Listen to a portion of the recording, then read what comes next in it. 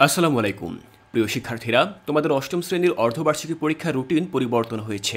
আজকের ভিডিওতে আমি সেই সংশোধিত বা পরিবর্তিত রুটিন নিয়ে আলোচনা করব এবং এই রুটিনটি কেমন হয়েছে সেই বিষয়টি তোমাদেরকে বুঝিয়ে দেব।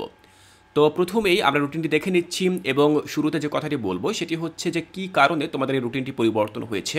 তোমরা জানো যে এই মাসের শেষের দিকে এইচএসসি পরীক্ষা শুরু হবে, যা আগামী মাস এবং তার পরবর্তী মাস জুড়ে চলবে। আর এই এইচএসসি পরীক্ষার কিছু সাবজেক্টের পরীক্ষা তোমাদের অর্ধবার্ষিকী পরীক্ষার মধ্যে ঢুকে গিয়েছিল। আর এই জন্য সেই পরীক্ষাগুলোর ফলে তোমাদের যেন কোনো সমস্যা না হয়, তাই কিছু পরীক্ষার তারিখ পরিবর্তন করা হয়েছে। তবে এতে কিন্তু বেশ সুবিধা হয়েছে, কারণ আগে তোমরা প্রতিটি পরীক্ষার আগে যে পরিমাণ বন্ধ পেতে তার চেয়ে কিন্তু বেশি পরিমাণ বন্ধ এখন পাবে। তো চলো দেখে নিচ্ছি যে এই রুটিনটি কেমন হয়েছে। তো এখানে আমরা দেখতে পাচ্ছি যে আমাদের পরীক্ষা শুরু হবে 6 তারিখে, 6/7/2024, যেখানে আগে বলা ছিল যে 7 তারিখে পরীক্ষা শুরু হবে, অর্থাৎ তারিখটা একদিন এগিয়ে দেওয়া হয়েছে।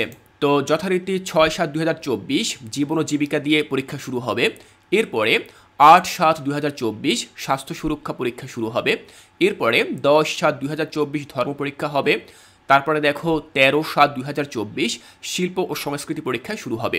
এরপরে 15/7/2024 বাংলা, 20/7/2024 ইংরেজি, 22/7/2024 গণিত, 24/7/2024 বিজ্ঞান, 27/7/2024 ইতিহাস ও সামাজিক বিজ্ঞান, 30/7/2024 ডিজিটাল প্রযুক্তি।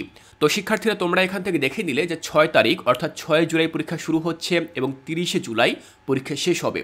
তার মানে আগে 7 থেকে 22 জুলাই ছিল, এখন 6 থেকে 30 জুলাই হলো। এর অর্থ তোমরা কিন্তু মাঝখানে বেশ কিছুদিন ছুটি পাবে, আর এর ফলে তোমরা কিন্তু তোমাদের পরীক্ষাগুলোর জন্য ভালো প্রস্তুতি নিতে পারবে। এটা কিন্তু অবশ্যই ভালো একটি দিক হলো। তোমরা এই ভিডিওর নিচে কমেন্ট করে জানাবে যে পরিবর্তিত এই রুটিনটি কেমন হয়েছে, এতে তোমরা খুশি কিনা।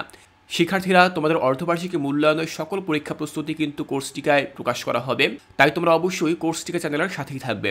তোমাদের পরীক্ষার জন্য অনেক অনেক শুভকামনা রইল।